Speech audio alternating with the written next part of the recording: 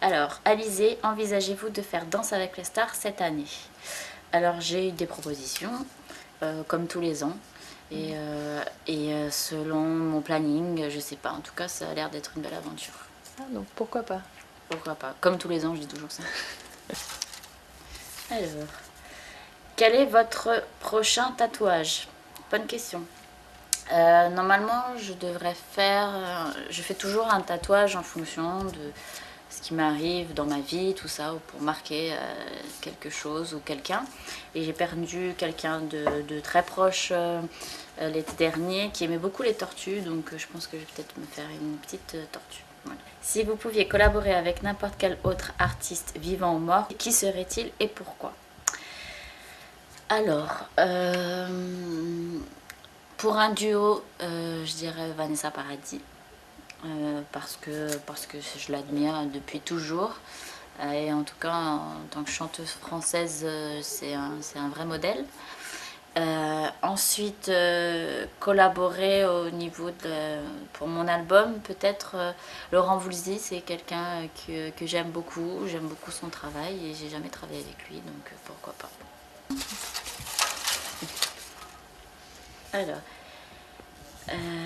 un book photo pourrait-il voir le jour, de tes débuts à aujourd'hui? Pourquoi pas, ça aussi.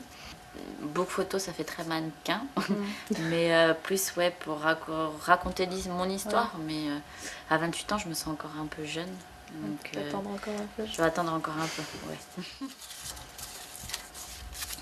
Alors, Alizé, vous êtes devenue maman très tôt, à seulement 20 ans. Comment concilie-t-on le statut de jeune maman avec celui de star? Je privilégie déjà ma fille. J'organise mes plannings en fonction de ma fille. J'habite toujours en Corse, donc déjà pour son équilibre, c'était important qu'elle ne change pas son quotidien comme moi, je pars travailler. Et puis après avec ma maison disque, j'organise, je planifie mes journées promo. Vraiment, je fais ça sur 3-4 jours ou sur 5 jours pour pouvoir avoir du temps, retourner et m'occuper de ma fille et faire mon métier de maman, parce qu'être maman, c'est aussi un vrai métier. Que penses-tu de certains fans qui font des kilomètres et kilomètres pour venir te voir? Justement, il paraît qu'il y a un fan venu de Barcelone en stop. Ça me paraît, c'est improbable et un peu dingue. En même temps, je me dis que j'ai de la chance d'avoir des personnes aussi fidèles. C'est pour ça que j'aimerais donner des rendez-vous, en tout cas dans plusieurs villes, que ce soit pour des dédicaces ou des rencontres ou des concerts, pour que, pas seulement dans la capitale, pour que tout le monde puisse y avoir accès et que pas tout le monde fasse du stop. Qu'est-ce que tu penses? Alors ça doit pas être un français. Qu'est-ce que tu penses à propos de que tu es connue dans beaucoup de pays du monde? Alors je suis assez fière parce que c'est pas donné à tous les artistes français en tout cas de pouvoir s'exporter à l'étranger et de chanter en français. Donc c'est plutôt une chance et j'espère que ça va continuer.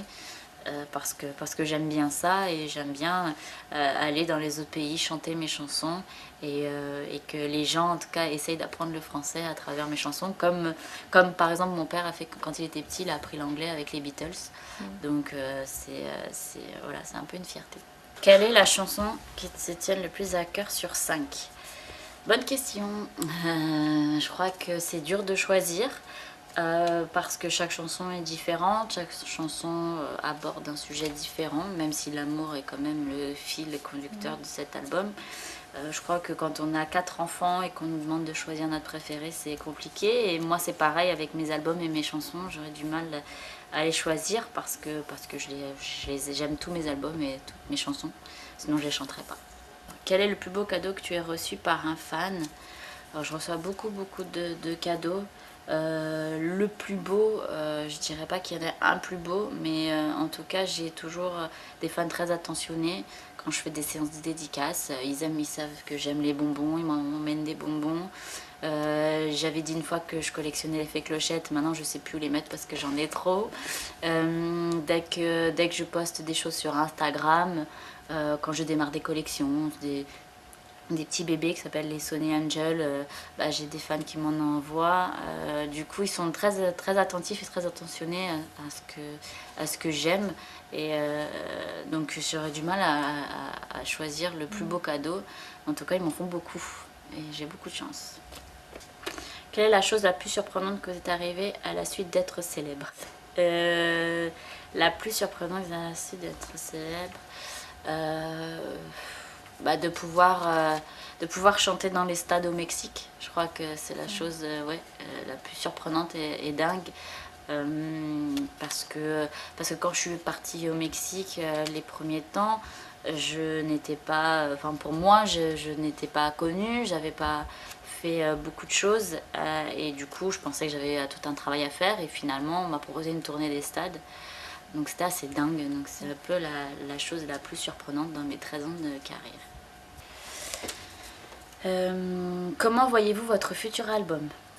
Alors, étant donné que celui-ci vient de sortir, déjà j'aurai 2 chansons de Jean-Jacques Goldman parce que je les ai pas utilisées sur cet album et je les aurai sur le prochain. Donc déjà je sais que j'en ai déjà 2 sur 10 ou 11.